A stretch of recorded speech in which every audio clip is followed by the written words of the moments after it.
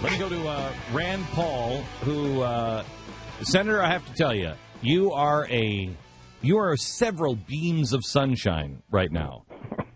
Thank you for what you're doing in these hearings. Thank you for saying the tough things. I mean, you asked John Kerry this about Egypt. Go ahead, play the question. You've heard President Morsi's comments about Zionists and Israelis being bloodsuckers and descendants of apes and pigs. Do you think it's wise to send them F-16s and Abrams tanks? I think those comments are reprehensible. Oh, jeez. Stop. I can't hear his answer. All he said was it's reprehensible, and he's explained them. How do you explain pigs and apes? And then we look at them as any kind of ally. Were you satisfied with this answer? Absolutely not. And I think at the very least, the weapons should be held up and for 6 months to a year, see if they're going to be a stable government. But really, we don't have the money to be doing it.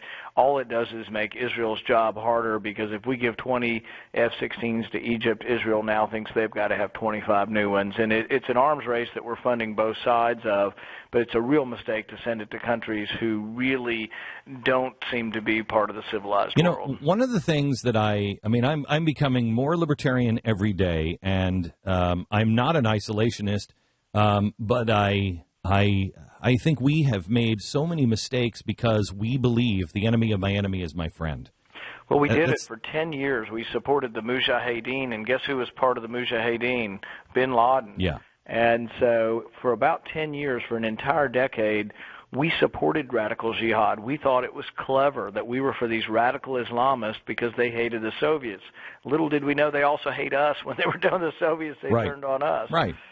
I mean, it's insane to think that the enemy of my enemy is my friend and you're going to get anywhere. And these guys, what is so frustrating for all of us who just watch this is these guys are not even saying the things. They were all the ones who were against wars. They were against the unilateral decision of this president to just go to war, higgledy-piggledy.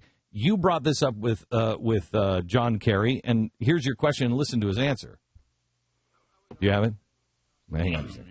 Hang on just a second. When people disagree with you, they just go ahead and do it. In the early 1970s, after Vietnam, you were quite critical of the bombing in Cambodia because I think you felt that it wasn't authorized by Congress. Has your opinion changed about the bombing in Cambodia? How's Cambodia different than Libya? No, nor did my opinion change, or has it ever altered about the war in Vietnam itself, where I don't believe, and I argued then. Is Cambodia different than Libya?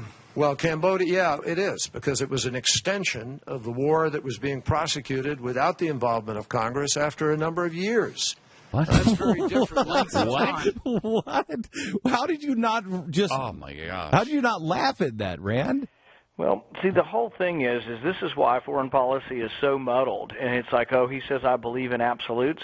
Well, yeah, the Constitution's pretty clear about the separation of powers. It is a congressional power to declare war. And his answer basically was, well, yes, I agree with that, except for when I don't agree with that. Exactly. That was his answer. I mean, he didn't phrase it like that, but that was the answer. When it's impractical, basically when Congress opposes you, it becomes impractical. But, the thing is when we were attacked in 1941, December 7th, the morning of December 8th, the president came before Congress and said, we've been attacked, and I think we voted almost unanimously to declare war on Japan. And I think that's the way it would happen in any way, anytime we were attacked. When we were attacked on 9/11, I would have gone to Congress, and I wouldn't have done just an authorization of force, although I know it may be quibbling about a difference. I would have said, we are declaring war on those who are hosting these people. We should have. Mm-hmm. It would have cleared up an awful lot of things. We should have. Let me just switch gears here real quick on Hillary Clinton. You were almost freedom porn.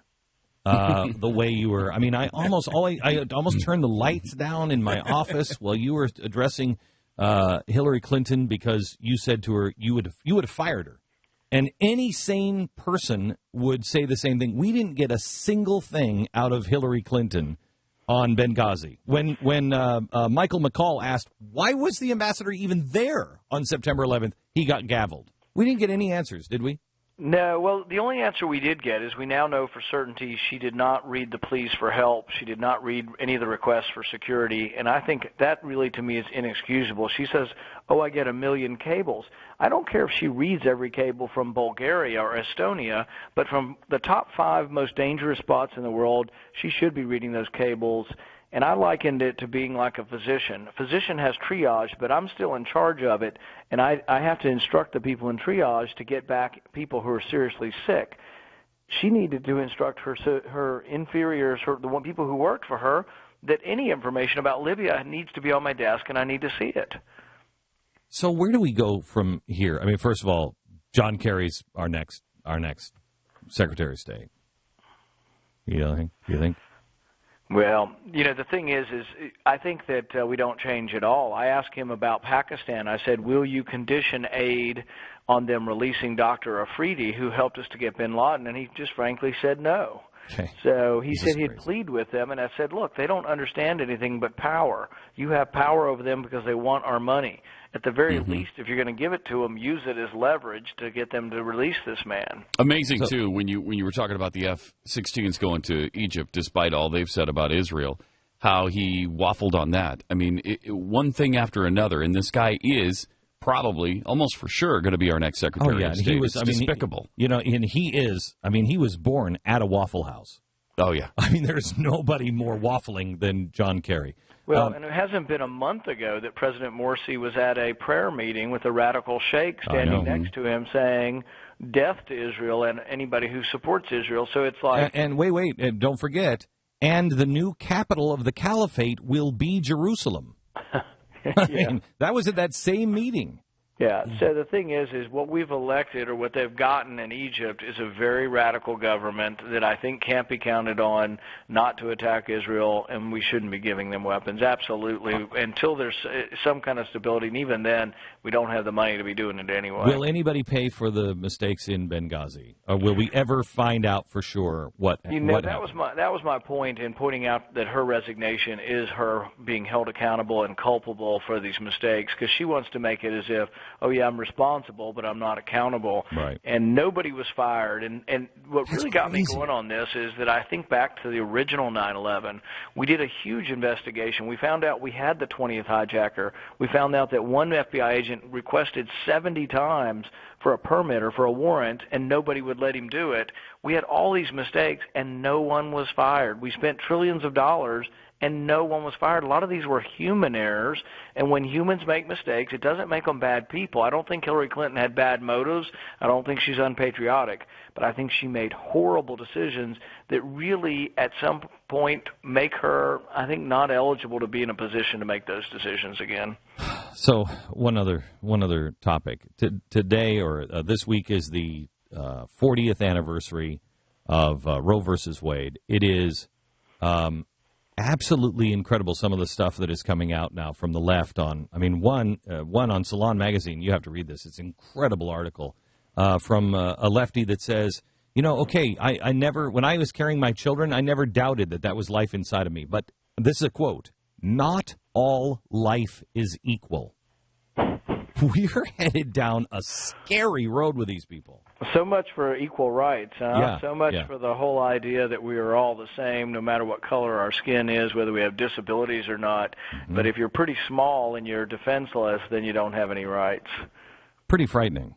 You're speaking at the March for Life rally today? Yeah, this will be my first time. I tried to get there last year, but the TSA had other ideas for me last year.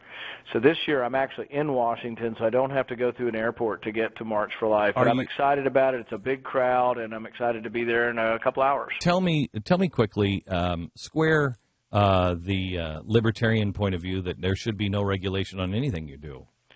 Well, the thing is most libertarians believe in what's called the non-aggression principle, that you can't aggress against other people. So once you define where life begins, if those in the womb are alive, all libertarians then would believe in the government preventing you from aggressing against that individual. It all has to do with when does life begin. I will tell you, Senator Rand Paul is, I believe in my lifetime, the first libertarian that I believe could be president of the United States. You make sense, you're rational, you're reasonable, and you look at the facts on the ground where we are now, and you're not like, hey, let's legalize heroin on day number one. It's you have to move slowly and move the country in the right direction, and still stand for your principles, which I think you do. Well, I think also the country's ready. The narrative is out there. People know that Republicans aren't winning. We start out minus 170 electoral votes. We're going to have to look to some different kind of candidate the next time around, because we just are getting to the point where we're never going to win again unless we approach and embrace some kind of new candidacy. Well, I will tell you this. I think the GOP is the Whig Party. I think the GOP is over. It just hasn't caught up to the GOP yet, and I hope we don't have to lose another presidential election for them to understand that. But the GOP is over. They have discredited themselves too much. They don't stand for anything anymore except winning, and it's despicable. Stand for principles, and then win or lose based on those principles. Absolutely. That's how Reagan grew the party. He didn't try to please everybody. He didn't pander, but he spoke truth, and people came. Rand, thank you very much. I appreciate all your hard work, and hope to see you again soon. Thanks, Glenn. You bet. Senator Rand Paul.